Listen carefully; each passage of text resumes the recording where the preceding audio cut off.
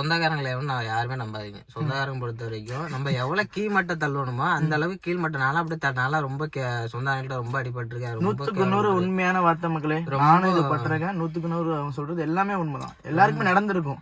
ரொம்ப கேவலப்பட்டிருக்கேன். ஒரு வீடு வசதி இல்ல, ஒண்ணு கட்டல, இடம் இல்ல அப்படின்னு ரொம்ப கீழ்மட்ட தள்ளிருக்கேன். அந்த வைராகியத்தை எங்க அப்பா அம்மாவை ஒரு இடம் வாங்கி ஒரு வீடு கட்டி வச்சுட்டு தான் இந்த நாட்டை விட்டு போகணும் ஒரு வைராகியத்தோட தான் நானே வந்திருக்கேன். அது மீறி கொஞ்சம் எங்க அப்பா அம்மா தள்ளி நிமிந்து என் சொந்தங்களை மீறி எங்க அப்பா போய் உட்காரணும். எப்பா என் புள்ள போனா வீடை கட்டிட்டா அப்படின்னு அந்த ஒரு இதுல நம்பிக்கையில போய் எங்க அப்பா உட்காரணும். ஆமா, கண்டிப்பா எல்லாருக்குமே உள்ள ஒரு மிடில் கிளாஸுக்கு கிடையாது, ஆம்பளையா பிறந்த எல்லாருக்குமே இந்த கனவு இருக்கு. இப்ப லேடிஸே நிறைய பேர் வந்து பாராட்ட வேண்டிய விஷயம். லேடிஸே நிறைய பேர் வந்து இது பண்றாங்க, ஒர்க் பண்றாங்க, போறாங்க அப்படின்னு சொல்லிட்டு. இப்ப நம்ம இது சொல்றப்பெல்லாம் வந்து எல்லாருக்குமே உள்ளதாங்க. சில பேருக்கு அது கிரிஞ்சா இருக்கலாம், இப்படிலாம் இருக்கலாம். எல்லாருக்குமே உள்ளது இங்க இருந்து வரும். நம்மளும் ஒரு இடத்துல நிக்கணும்டா, பண்ணணும்டா, செய்யணும்டா, பண்ணவனுக்கு செருப்படி கொடுக்கணும்டா அப்படின்லாம் தோணும். சோ அதெல்லாம் நினைச்சு வாழ்த்துக்கள். 20 வயசு வரைக்கும் ஜாலியா இருப்பீங்க.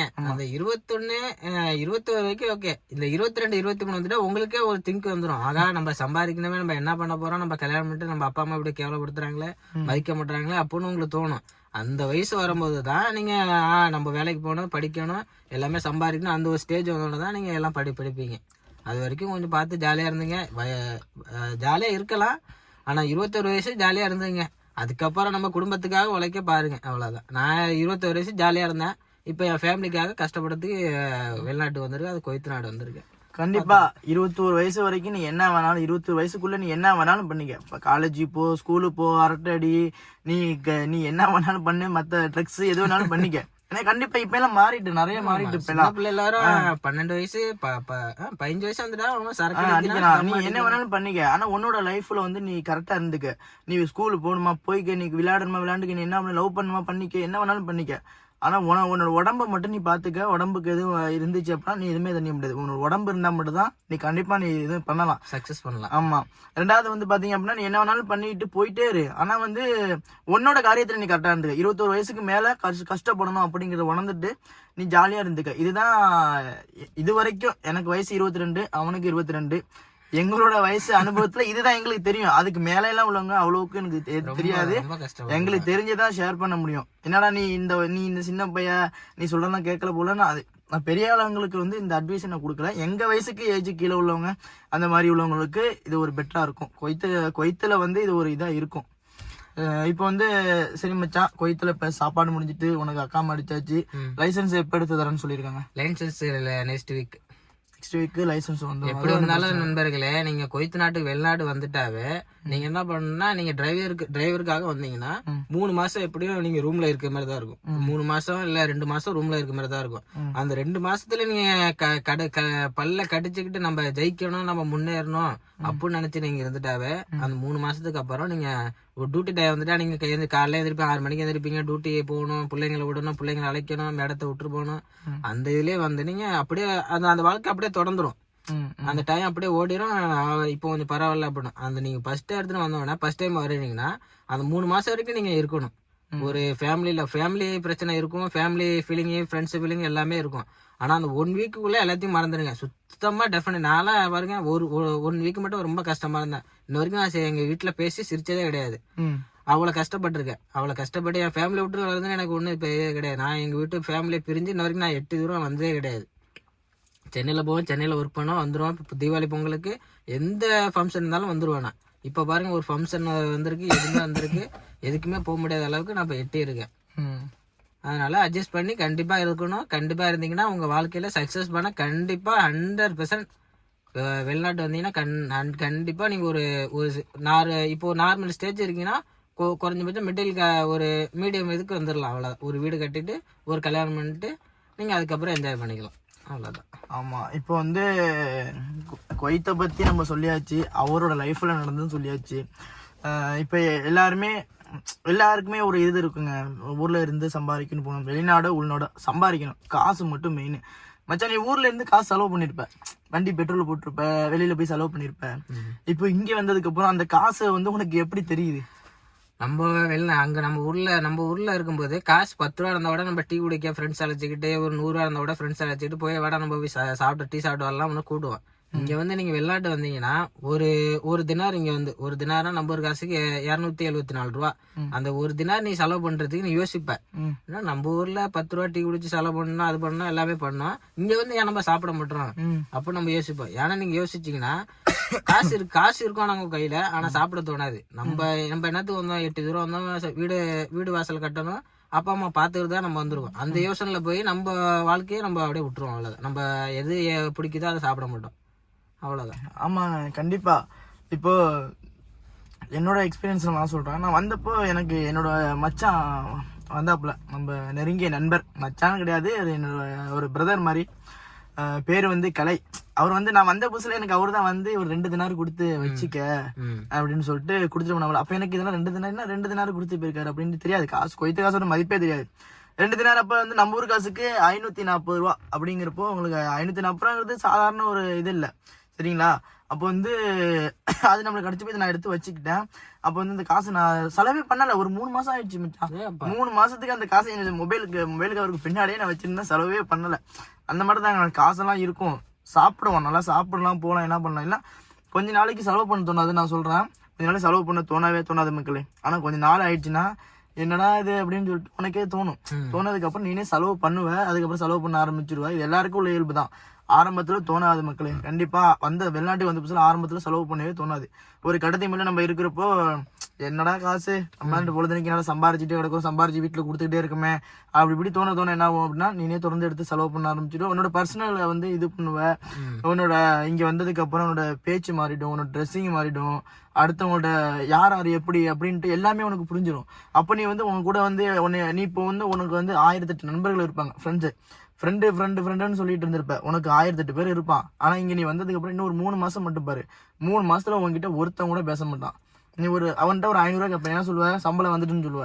சம்பளம் இல்ல மச்சான், நான் லேட் ஆகும்னு சொல்லுவ. அப்ப வந்து அவன் புரிஞ்சுக்க மாட்டான், நீ பெரிய ஆளா மயிராயிட்டியா அப்படின்னு சொல்லிட்டு வார்த்தையை விட்டு கண்டிப்பா ஃப்ரெண்ட்ஷிப் கட் ஆயிடும். எல்லாருமே உள்ளதான் நண்பர்களே, எல்லாருக்குமே உள்ளதா. நீங்க இப்போ ஒரு சென்னையில நீங்க ஏன் வெளிநாடு எடுத்துறீங்க, ஒரு சென்னையில எடுத்துங்க. சென்னையில பொறுத்த வரைக்கும் ஒரு 15,000 சம்பளம் வாங்கிட்டு ஒரு மாசம் சம்பளம் வாங்குறீங்க.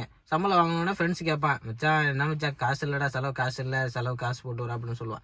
அந்த நேரத்துல நம்ம என்ன பண்ணுவோம், நம்ம வாடகைக்கு வீடு காசு கொடுக்கணும், சாப்பாடு காசு இருக்கு, வீட்டுக்கு காசு அனுப்பணும், நம்ம ஏதாச்சும் ஒரு பர்சனல் ஏதாச்சும் ஒரு லோன் எதுவும் வச்சிருப்பீங்க, அந்த லோன் கட்டணும். அதுக்கே அந்த 15,000 செலவாயிடும். அதுக்கப்புறம் ஃப்ரெண்ட்ஸு கேட்பான், மச்சான் ஒரு 500 ரூபா போட்டு விட்றா அப்படின்னு. மச்சான் இப்பதான் மச்சான் கடல்லாம் முடிச்சான், காசு இல்லை மச்சான், அடுத்த மாசம் என்ன போட்டோம்னா அப்ப அவனுக்கு என்ன தோணும், என்ன சென்னையில போய் சம்பாதிக்கிற, ஒரு 500 ஃப்ரெண்ட்ஸுக்கு அனுப்ப மாட்டியா அப்படின்னு கேட்பாங்க. ஆனா நம்ம சொல்ல நம்மளுக்கு தான் தெரியும் அந்த காசு இருக்கா இல்லையானு. ஆனா அவனுக்கு தெரியாதுல்ல, அதை நம்ம புரிஞ்சு நடந்துக்கணும், அவ்வளவுதான்.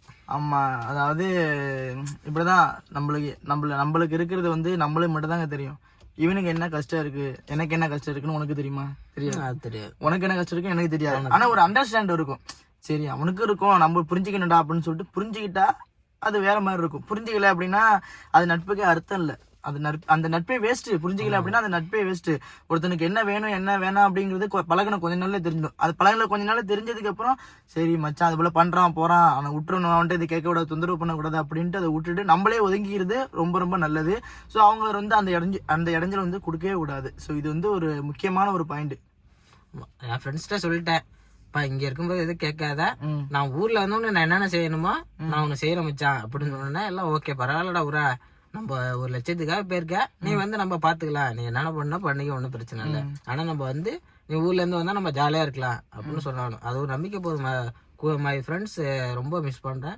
ஆனா குட் ஃப்ரெண்ட்ஸ் மை ஃப்ரெண்ட்ஸ். அதுங்க இப்போ குட் ஃப்ரெண்ட்ஸ்னு சொல்றான் மச்சான். ஆனா நீ சொல்றன்னு நான் கோச்சிக்காத. இப்போ உனக்கு இப்ப இருக்கிறவங்க வந்து எல்லாமே உனக்கு நல்லவங்களா தோணும். நீ அவங்களுக்கு வந்து ஒரு இதா தெரியுவ, வெளிநாட்டுக்கு போயிருக்காண்டா அப்படின்ட்டு. ஆனா வெளிநாட்டுக்கு வந்ததுக்கு அப்புறம் வெளிநாடு நீங்க சென்னையில இருந்தீங்கன்னா கொஞ்சம் மதிப்பு இருக்காது சொந்தக்காரங்களை பொறுத்த வரைக்கும். ஆனா வெளிநாடு வந்துட்டீங்கன்னா அப்பா வெளிநாடு போயிட்டான் அப்படின்னு எங்க அப்பா சொல்லுவாங்க. அப்பா என் பையன் வெளிநாடு போயிருக்காங்க. அப்போ சொந்தக்காரங்க என்ன பண்ணுவாங்க, மரியாதை அப்பதான் அவங்களே போன் அடிப்பாங்க. ஒன்று சென்னையில இருக்கும்போதோ நீ உள்ளூர்ல இருக்கும்போதோ ஒரு பையன் மதிக்க மாட்டான். ஒரு வாடாங்கவா போடாங்க சொந்தக்காரனே வச்சுக்கோ, ஒரு மச்சான் போற வேணும்னா ஆனந்த் இங்க வாடா அப்படிங்குவாங்க. இப்ப பாருங்க, என் மச்சான் சொல்லுங்க மச்சான் எப்படி இருக்கீங்க, நல்லா இருக்கீங்களா. இப்போ அக்கா பொண்ணும் சரி அத்தை பொண்ணும் சரி இப்ப மாமா ஆனந்தரும் கூப்பிடுறத விட இப்ப மாமான்னு கூப்பிடுறாங்க. அதான் வெளிநாடு வந்துட்டாவே ஒரு மரியாதை, தனி மரியாதை கண்டிப்பா உண்டு எல்லாருக்குமே. பாத்துங்க, மாமா பொண்ணு வந்து ஊர்ல இருந்தப்போ பேர் சொல்லி கூப்பிட்டு இருந்தது, இங்க வெளிநாடு வந்தது மாமா மாமான்னு சொல்லி விட்டாங்க. இதெல்லாம் சும்மா காமெடியா இருக்கு. ஆமா, ரொம்ப இங்க வந்ததுக்கு அப்புறம் தான் காசுக்கான மதிப்பு வச்சுதான் நம்மளுக்கான உரிமையே வாங்க முடியுது. இந்த மாமா மச்சாலாம் அந்த ஆனா சொல்ல வேண்டிய விஷயம். அதெல்லாம் நம்ம வந்துட்டு ஒரு இடத்துல இருந்தாதான், காசு இருந்தாதான் வந்தாதான் சொல்லணும் அப்படின்னு ஒரு இதே கிடையாது. இந்த காலத்துல பொறுத்த வரைக்கும் காசு இருந்தாதான் மதிப்பு. காசு எங்க போனாலும் காசு தான். சொந்தக்காரன் எடுத்தாவே காசு தான், மத்தவன் எடுத்தாவே நம்ம காசு தான் மெயின். இந்த காலத்தை பொறுத்த வரைக்கும் நீங்க பாசமா இருந்தாலும் சரி, எது இருந்தா அன்பு ரொம்ப எவ்வளவு காட்டினாலும் சரிதான். அந்த இடத்துல காசு இருக்கா, அன்பு முக்கியம் இல்லை. இப்போ காசு தான். முன்னெல்லாம் காலத்துல நம்ம காசு இருக்கா எல்லாம் தெரியாது, அன்பு பார்ப்போம். இப்ப எல்லாம் காசை தான் பார்ப்பாங்க தவிர அன்பை தூக்கி போட்டுருவாங்க. ஆமா மக்களே, இப்போ வந்து காசுங்கிறது வந்து மெயினான ஒரு முக்கியமான விஷயம். இதெல்லாம் சப்ஸ்கிரைபர் என்ன சொல்லலாம், ஏன்டா இதெல்லாம் எல்லாருக்கும் தெரியும்டா, ஏன்டா நீங்க போட்டு வளர்த்தி கட்டிங்க அப்படிலாம் கிடையாது. புதுசாக வரவங்களுக்கு நிறைய பேர் தெரியாமல் இருக்கும். ஸோ அவங்களுக்காக தான் இந்த பதிவு, முக்கியமான ஒரு பதிவு. ஓகே மச்சான், நம்ம வீடியோ முடிச்சுப்போம். குவைத்தில் புதுசாக வரவங்களுக்கு நீ உன்னோட தரப்புலேருந்து நீ என்ன சொல்ல வர? என்னோட தரப்புலேருந்து எது வரேன்னா, ரொம்ப ஃபேமிலியில் மிஸ் பண்ணிட்டு வருவீங்க. ஃபுட்டு ஒரு மெயின் விஷயம், ஃபுட்டு மறந்துட்டு வந்துடுங்க. ஃபேமிலியை நீங்கள் ஏர்போர்ட்டில் வண்டி ஏறும்போதே எல்லாத்தையும் சுத்தமாக மறந்துடணும். அதுக்கப்புறம் மரியாதை எவனும் கொடுக்க மாட்டான். மரியாதைலாம் இங்கே எவனுமே எதிர்பார்க்க, வாடாங்குவான் போடாங்குவான், ஏதோ எல்லாத்தையும் சலிச்சு தான் வேலை பார்க்கணும். எல்லாத்துக்குமே விட்டு கொடுத்து, நம்ம இது ஒரு பழமொழி, விட்டு கொடுத்து போனா கெட்டு போறது இல்லைன்னு அப்படி சொல்லுவாங்க. அதனால கெட்டு போவதில்லை, கெட்டு போவதில்லை. அதனால நீங்க விட்டு கொடுத்து போங்க. வாழ்க்கையில நல்லா ஜாலியா இருக்கலாம், என்ஜாய் பண்ணலாம், பாத்துக்கலாம். விட்டு போனது விட்டு கொடுத்து போங்கன்னா அவர் எதை சொல்றாப்புலன்னா, இந்த மாதிரி வரப்போ நம்மள பேசுறது போறது காதல் வாங்கிக்காம நம்ம கண்ண வேலையோ அதை பார்த்துட்டு போயிட்டே இருக்கணும். அதை விட்டுட்டு ஆகா அவனை திட்டான்டா, அவனை அடிக்கின்றா போயிட்டான், அதெல்லாம் அதை சொல்லல. விட்டு கொடுக்குறவங்கள்ட்ட விட்டு கொடுங்க. உங்களோட இது நம்மளுக்குன்னு ஒரு சுயமரியாதை இருக்கும்ல, அதை விட்டு கொடுக்கணும்னு தேவையே கிடையாது. அப்படின்னு அந்த ரிலேஷன் நம்மளுக்கு தேவையே கிடையாது. உன்னோட சுயமரியாதை நீ இழக்கிற அப்படின்னா நீ எதுக்கு அதை பண்ணணும்? அவன்கிட்ட நீ எதுக்கு பேசுற? நீ சுயமரியாதை உனக்கு இல்லை அப்படின்னா, உனக்கு அந்த இடத்துல மதிப்பு இல்லை அப்படிங்கிறப்ப நீ அவன்கிட்ட பேசணும்னு தேவையே கிடையாது. நீ உன் வேலையை பார்த்துட்டு நம்ம ஜம்முன்னு இருந்துட்டு நம்ம போயிடலாம். நான் என்ன சொல்றேன், வெளிநாட்டுல மச்சான், அது வந்து நம்ம ஊர்ல அது நான் என்ன சொல்றேன்னா, இப்ப உனக்கு சுயமரியாதை இருக்கு, உனக்கு நீ ஒரு இடத்துக்கு போற, இப்ப நீ வெளிநாட்டுக்கு வந்துட்ட, வெளிநாட்டுலயே வந்துட்டு உனக்கு ஃப்ரெண்ட்ஷிப் ஏதோ ஒன்று கொஞ்ச நாள் கழிச்சு இந்திக்காரனோ நம்ம ஆளுங்களோ ஏதோ வந்து ஃப்ரெண்ட்ஷிப்லாம் கொஞ்சம் பழக்கமாவ, அப்போ வந்து என்ன ஆகும், உன்னோட சுயமரியாதை இழக்கிற போல ஒரு இடத்துல இருக்கு அப்படின்னா அந்த ஃப்ரெண்ட்ஷிப் நமக்கு தேவையில்லைங்கிற. இதே இப்போ ஒரு கொய்த்தியோ ஏதோ வந்து நம்மள பேசுறாங்க அப்படின்னா அது வேற. சம்பளம் கொடுக்குறான், நீ பேசிட்டு போறான், சரி ஊருக்கு போய் பாத்துக்கலாம்டா அப்படின்னு சொல்லிட்டு இது பண்றது வேற. இங்கேயும் நம்ம ஆளுங்களை விட, நம்ம ஊர்ல இருக்கிறவங்களோட, சொந்தக்காரங்களோட இங்கேயும் ஃப்ரெண்ட்ஷிப் ரிலேஷன் இருக்கும். ஸோ அதுலயும் உனக்கு நல்லவன் எவன் கெட்டவன் அப்படின்னு சொல்லி தேர்ந்தெடுத்துக்க நீ தான் பாத்துக்கணும். ஸோ அந்த ஃப்ரெண்ட்ஷிப்பை பொறுத்த வரைக்கும் அதையும் வந்து பாத்துக்க, தெளிவா இருந்துக்க. சரி மக்களே, இப்போ நம்ம ஆனந்த், என் மச்சான் ஆனந்தோட இதெல்லாம் வந்து உங்களுக்கு வந்து சொல்லியாச்சு. இது வந்து இவனோட எக்ஸ்பீரியன்ஸ், இது எப்படி இருந்துச்சு எல்லாமே சொல்லிட்டான். இது மாதிரியான இன்ட்ரெஸ்டிங்கான வீடியோ பார்க்க நம்ம சேனலை மறக்காம ஃபாலோ பண்ணி வச்சுங்க. நெக்ஸ்ட் வீடியோவில் சந்திப்போம். அடுத்த வீடியோ என்ன வேணும் அப்படின்னு மறக்காம கமெண்ட் சொல்லுங்க. நெக்ஸ்ட் வீடியோவில் போஸ்ட் பண்ணுவோம். நெக்ஸ்ட் வீடியோவில் பார்ப்போம். Bye by.